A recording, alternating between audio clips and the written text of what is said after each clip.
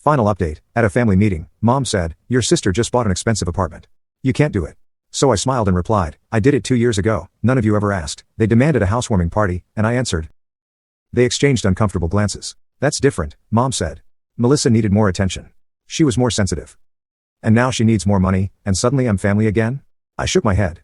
"You didn't consider me family when you missed my high school graduation, or when you forgot my college commencement, or any of the dozen birthdays and holidays I spent alone." "You were being ridiculous," Dad snapped. "We're your parents." "Biologically, yes. But you stopped acting like parents years ago." I stood, signaling the end of our meeting.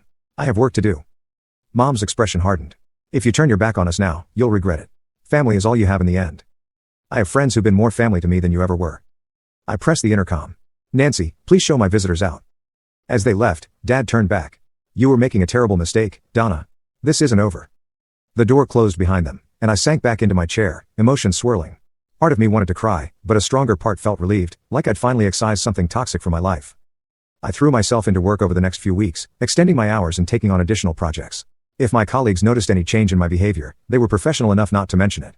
I declined invitations for after-work drinks and weekend brunches, preferring the solitude of my apartment or the distraction of long runs along the riverfront. Then, almost a month after the confrontation at my office, my phone rang with an unfamiliar number. "Hello," I answered cautiously. "Donna, it's Aunt Carol." I relaxed slightly.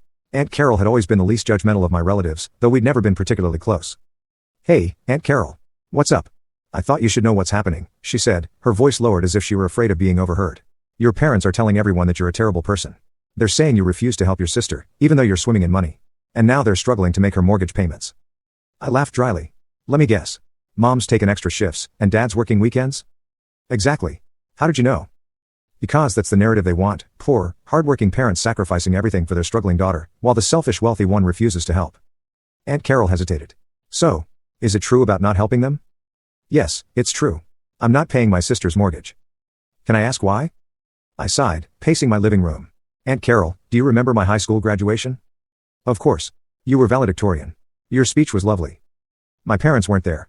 They went to Melissa's dance recital instead. They didn't come to my college graduation either, or when I got my first promotion. Or my second.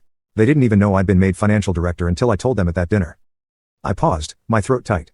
And now suddenly they're interested in my life, only because they think I can solve their problems. The line was quiet for a moment. "I didn't realize," Aunt Carol finally said. "I knew Melissa got more attention, but I didn't know it was that bad. I just thought you should know what they're saying. Thanks for the heads up. I appreciate it." After hanging up, I wandered to my balcony and looked out at the city skyline. Was I being cold-hearted? Maybe. But years of emotional neglect had taught me to protect myself.